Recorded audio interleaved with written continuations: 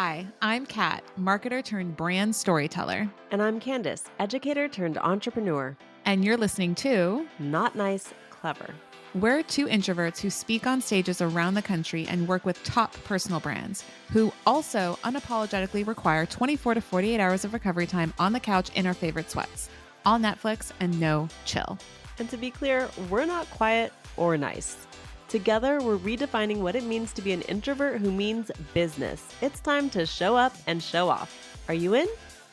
In today's episode of Not Nice Clever, we're going to break down for you how we prepare as two introverts to go to a conference where we don't know anyone. And this is because in about 2 weeks from now, I don't know when, in March, we are going to a conference in LA called Podcast Movement. And we've never been to that conference before, but we know that as podcast creators, it's important to be in community with other podcasters and to continue to learn and grow together. So Kat and I have got our ticket. We booked our hotel. Kat's got her flight. I'm actually going to be flying in too. So we are kind of mentally preparing ourselves for being in a space where we don't know anyone. And we started to kind of list out some things that we were thinking about doing prior to the conference. And we said, why not make this an episode of Not Nice Clever? Because I'm sure other people in our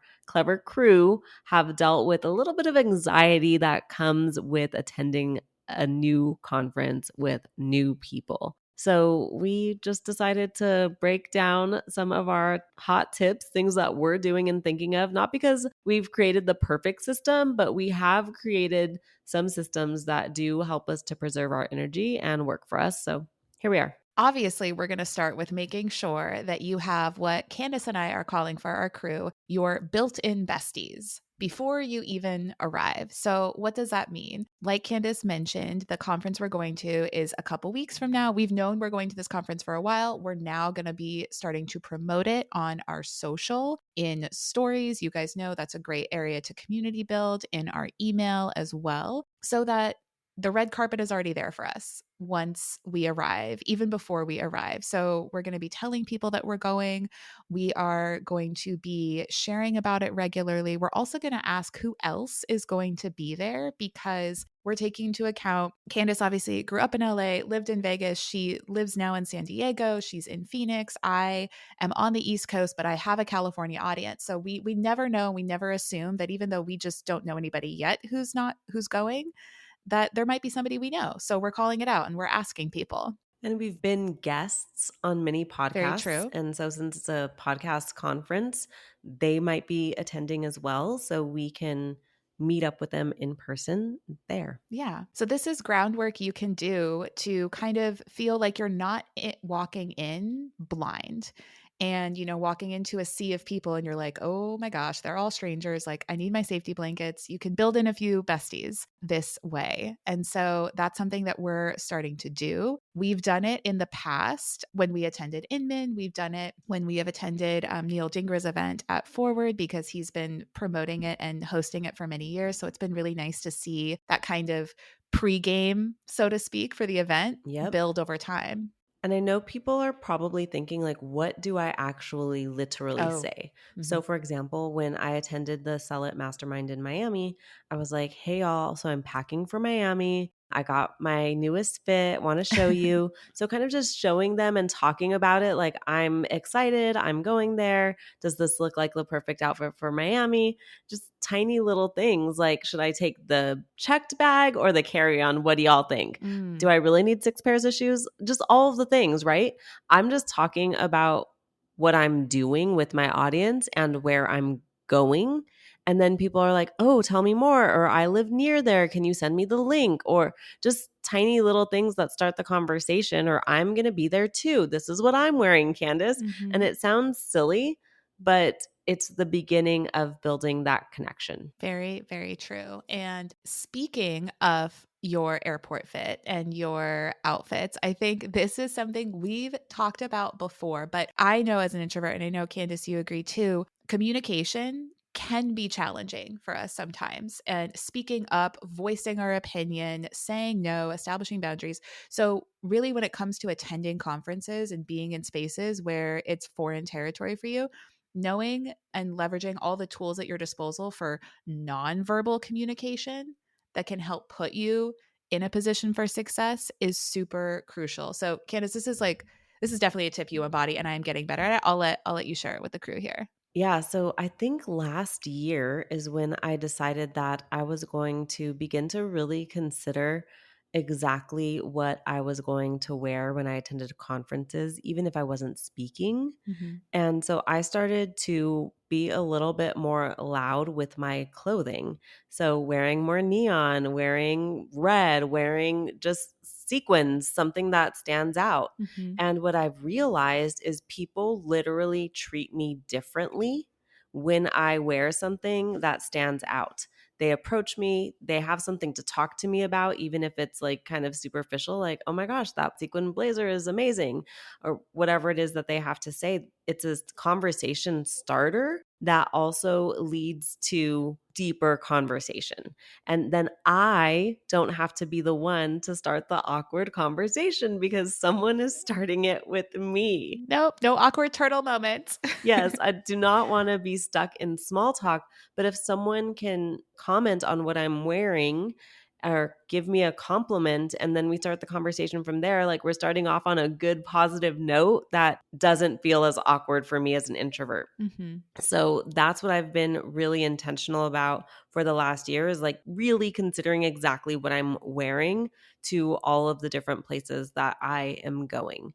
And I was just telling Kat that I was at a women's networking event a couple of weeks ago in San Diego, and I was wearing a red and pink sweater that was pretty loud. And the host of the event was wearing a rainbow sequined blazer that was also pretty loud. Mhm. And immediately in that room of female entrepreneurs, people were drawn to each of us, and multiple people mentioned my sweater, what I was wearing, what she was wearing. They're like, oh my gosh, you guys look great. And it was authority building Mhm. in an interesting way because you look like you're doing something important. And I don't think I told you this, Kat, but I went to a boutique right after because I there was the sweater that I wanted that I didn't grab. You know, one of those things that's just like Yeah, yeah, bothering in the yeah. Oh, an back of your open mind. tab. And so I was like, I'm just gonna swing by and just grab it. Of course, my size was gone. Mm. But anyways, I swung through and the woman at the boutique was like, oh, where are you coming from? And she only said that because of what I was wearing. Yeah. It was obvious that I was doing something different, important, unique. And in that moment, it kind of solidified for me that what I wear does impact the way people treat me. Mhm. And so I'm always going to be thinking about what I'm wearing. Yeah. It influences their perception, right? Before they even reach out to talk to you, before you even reach out to talk to them. It's such a weird thing to me that that type of statement standing out creates authority, because you would think that Yep. to create authority, you have to know all the things and have it down pat and have the perfect playbook and know all the answers. And like, no, no, no, no, no. Authority is as much No. perception as it is execution. And fashion is an easy, approachable way. And this is not to mean that, like, look, Candace and I, you're more of a fashionista, I think, than I am. I'm definitely developing a taste for the bougie, but like, not everything we get is from like the runway or like, No, it doesn't right? have It to doesn't be. have to be, No. or it doesn't have to Yeah. look like it. It can look really nice and put together and thoughtful. But I think, one thing that I've really appreciated, because this is feedback I've gotten and why I love to wear like a leather jacket, like that's definitely a part of my brand wardrobe, because I'm very much, I love to play outside the lines. I'm relentless, right? Similar to something you and I have in common, like a little bit in your face, a little bit not so nice. But that's not how I come off initially with people, especially in large crowds. I'm actually a little bit more reserved.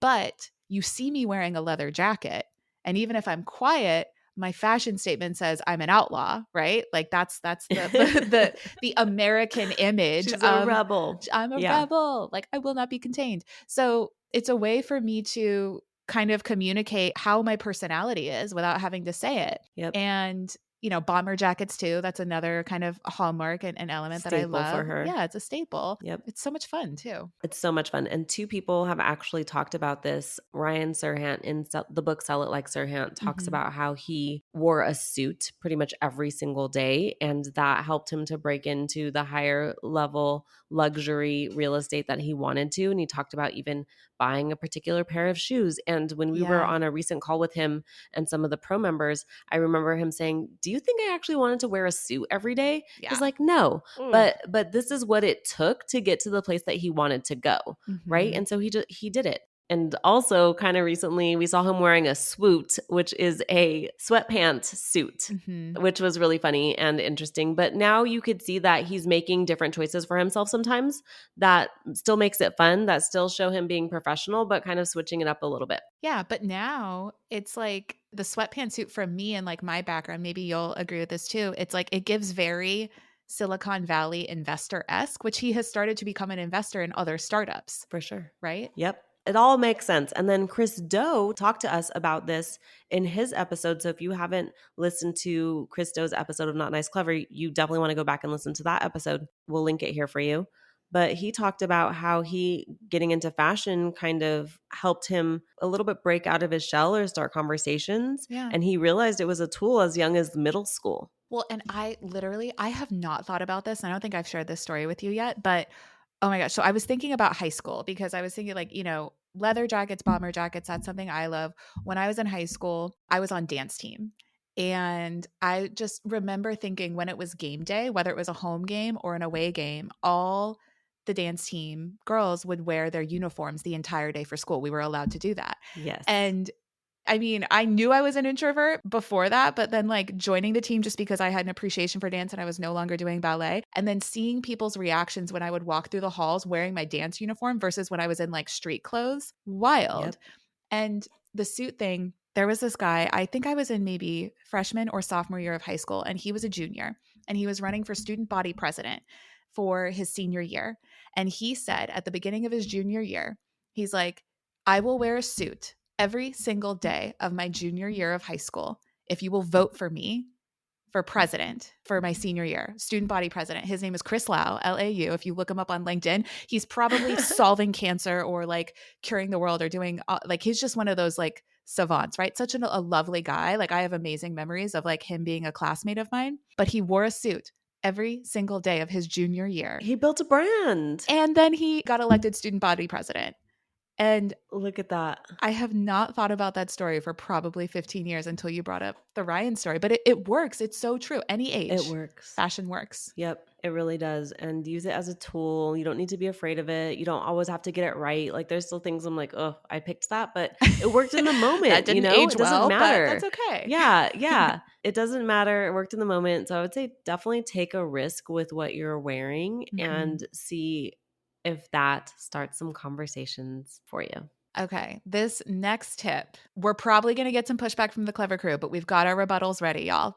We want you to understand, we've seen it ourselves. Come with somebody to be your camera crew, your videographer, your photographer, even if it's your second cousin, once removed, old college roommate who you're like signing off on college credit for and you're buying them a sandwich, right? You don't have to pay thousands. This can be accessible to you. Get them a camera, have them follow you around. Get a lapel mic as well, too. So your audio comes across and you look like you're mic'd up, like almost as if you're going on the Today Show. Because when Candice and I were at Forward the first time, summer of 2022, Candice had a great contact, Kirsten, to be our videographer. And so we split the cost to have Kirsten follow us and like do B-roll video of us, capture the event, interview cuts of us. And I remember we were like about to sit down for one of the sessions in like the main room. This guy comes up to us and says, "Oh, well, you must be somebody because you have a camera woman. Like, I guess I should get to know you. So my name's so and so. Like, what's your name? What do you do?" And I was Yep. like, what? Wild, right? Yeah. How much it affects people's perception. Y'all, anyone can hire a camera crew. You don't have to be famous, but it does change the perception, and you'll likely get some great footage that you can then share after Right. the event and continue to grow your brand in that way. So, absolutely consider having a camera crew. And I love your tip, Kat, about it doesn't have to be, Because I think that's what people think. They're like, I don't have $2,000 or a salary or this or right. that. Like, ask your network. Yeah, Let's use LA for example. Like, we made the intentional decision to not have a camera crew for this one because we really wanted to focus on like the networking and the collaboration because it's a podcasting conference. They're not necessarily going to be our clients, right. but if we were, you can bet your bottom dollar that I'd be reaching out to any LA based person that I know, and Candace would too. Be like, who do you know that can meet this budget or that we can like do something with and have them with us for the Yep. day. You can make it That's happen. it. Simple. So, another thing we always do when going into events is we go in with goals. So, we're not attending every single session of the day because we know that we have a finite amount of energy, and anything that we are spending our time on should be in alignment with the goals that we have set. So, some of the goals that we have for Not Nice Clever are definitely getting sponsorships. So, that means we're looking at the agenda and we're saying, oh, this event or this session seems like the perfect way to learn more about how to do that. So we are not going to every single session, only the ones that are aligned with our goals, which means that we have to know our goals. And we do, we have them written out, and you should too. Mm-hmm. So that's something that we take very seriously because, there might be 20 sessions that day. Kat and I are maybe going to 4. Yeah. We can't do 20. We're going to peter out after day one. And this is a multiple day conference. I'm traveling from across the country. Candace is also traveling. So, y'all, energy is precious. Use it where it supports your goals. Oh, the other thing we recommend is building in, we're gonna like brand this now for Not Nice Clever, what we like to call battery breaks, Yep. so that you can recharge. And I'll let you share this story, Candace, because like this was funny the first time we shared a hotel together. So the first time we shared a hotel in New York, I was just like, "Hey, Kat, when we go upstairs, I'm not going to talk to you. Don't talk to me. Thank you." And that's basically what I said. And she was like, "Yeah, of course. Like, I get Duh. it. I don't want you to talk to me either." Right. I just spent hours talking to people. I just spent hours talking to people, smiling. My cheeks hurt. I'm like stressed out, like I'm overloaded. I Yeah. have had enough input, right? So basically, we'll schedule like an hour or two, and this is typically before dinner, Hmm. and we'll go upstairs, probably put some comfy clothes on, Hmm. lay in bed. Maybe there's some Netflix involved. Maybe there's some scrolling. Hmm. Maybe we're laying in bed and posting to our stories, but we are not interacting with one another. Hmm. And no one is offended by that. Okay. And so just creating clear boundaries with whoever maybe you happen to be staying with, if you're going with someone else or your partner, like, hey, right now I need some downtime, which means don't talk to me. Yes. This is probably my favorite tip out of all of them because I just think what I hear and what I see is that people are like, "Oh, I paid several $100s for this ticket and I paid several $100s for my flight and like that like it's thousands, right? At the end of the day." And they try to white knuckle and attend all the things thinking that that's how they're going to get the most value out of their time.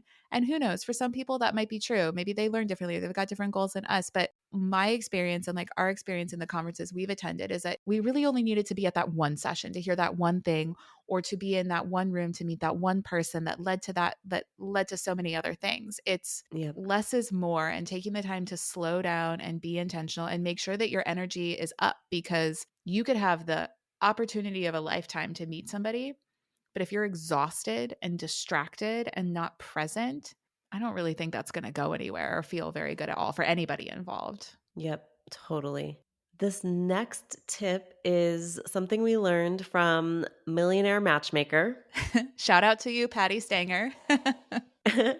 And we highly recommend that you give yourself, if you do enjoy a cocktail or a drink, give yourself a 2-drink limit Hmm. because it's just not sustainable for you to, as an introvert, go to conference all day, have multiple drinks, and then do it again the next day at your best.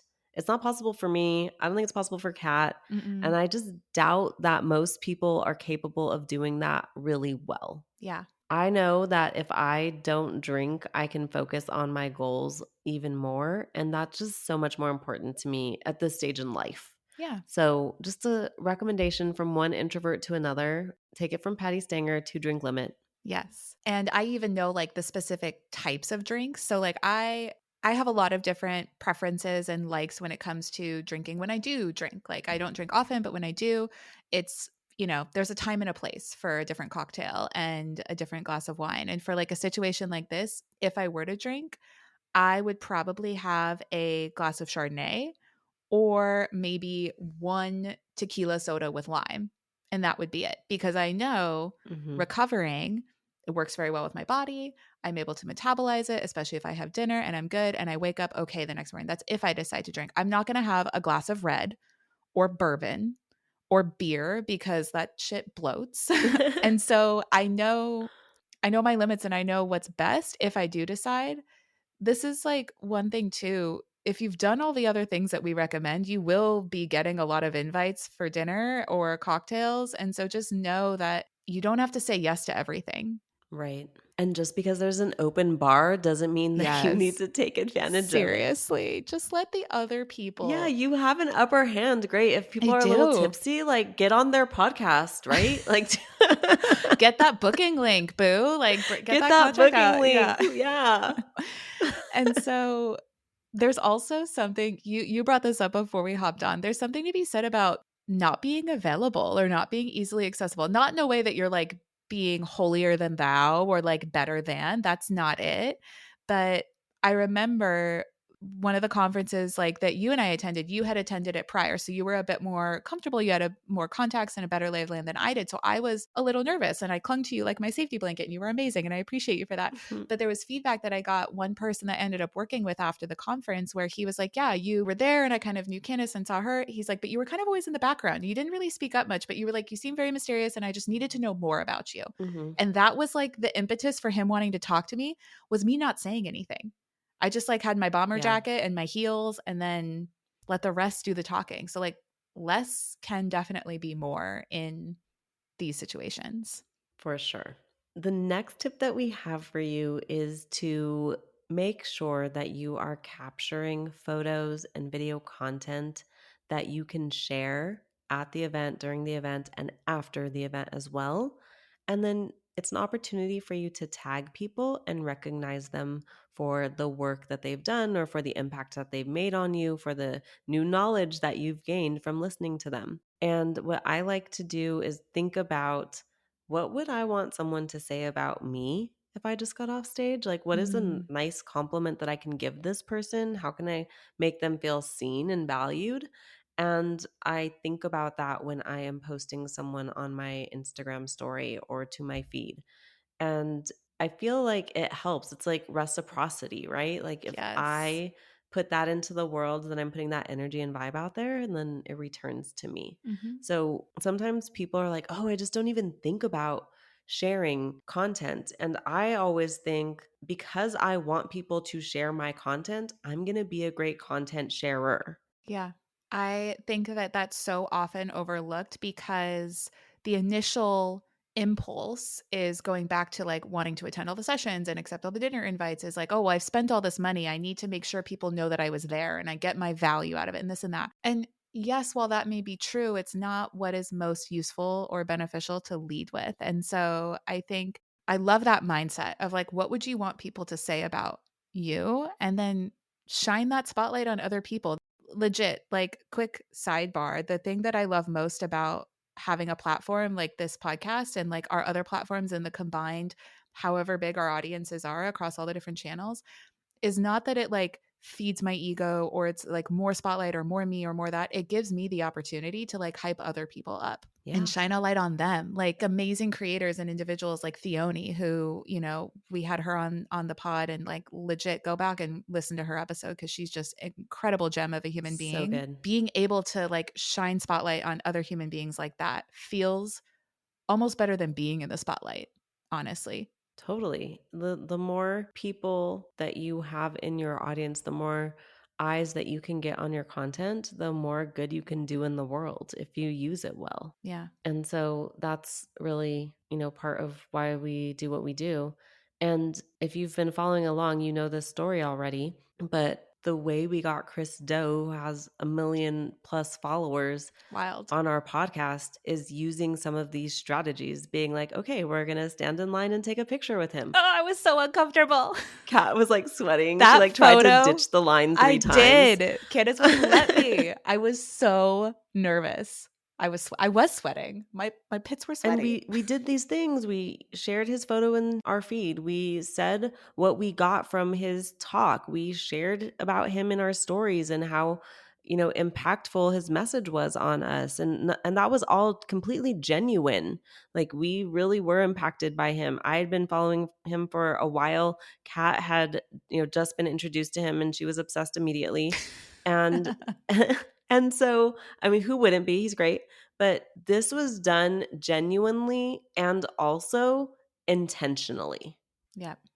That's if you're thinking about like the Venn diagram that drives your actions, being genuine, because being yourself is more than enough, and then being intentional, not just doing something for the sake of doing it or reacting in the moment or letting emotion drive it all, like being very intentional and very mindful. Like you overlap those two things, and if like the actions you're taking fall into that overlap, you will very rarely be disappointed with the results. The last tip is something that Candace and I have learned the hard way, but we talked about the battery breaks that you build into your day while you're at the conference. Now, we also recommend, if you're an introvert, build in your recharge time post event. Yep. This is something that I haven't been great at historically. Yes. But I know now that I need 24 hours after a multiple day event like this. I need 24 hours of no meetings on my calendar, Mm-hmm. no one bothering me. It's basically like a sick day. Mental health day. Like I need Yes, it's a mental health day. like Will knows there's gonna be Twizzlers involved. Okay, involved for sure. There's gonna be some Bravo TV involved. Oh yeah. For me, it'll be Dateline. There we go. As kick-ass and as intelligent as we are, y'all, we just need the TV version of comfort food sometimes. And I know Exactly. like true crime and murder doesn't sound like comfort food to you, but it does to Candace, and it feeds her soul. It's the investigation of it. It's the discovery. I'm an Enneagram 5. You are. I'm a detective. You are. And so build that in truly. Just because you are physically back home does not mean you are mentally, emotionally, and physically ready to like get back to business as usual. 24 hours is good. And that's okay. Yeah. Give yourself some grace. Yes. You are, look, if you're an introvert, pretty sure that's not going to change. That's like the wiring is done. I mean, challenge us, prove us wrong, but like it has not changed for me. The older I've gotten, the more and more I've become an introvert, which is like the more and more we develop these tips and these ways to still thrive and get what we want, even though we're not the loudest and the most theatrical and like the life of the party as people think that you have to be successful. And that's just not true. We hope our introvert tips help you at your next conference. And if you have tips for us, you could always slide into our DMs and let us know what works for you. Thanks for joining us on Not Nice, Clever. Remember to follow our podcast wherever you listen to audio. And if you found today's episode valuable, please share it with your friends. No gatekeeping here. Remember, we love to see our clever crew grow. Signing off, you're not so nice, but oh so clever besties that mean business. See you soon.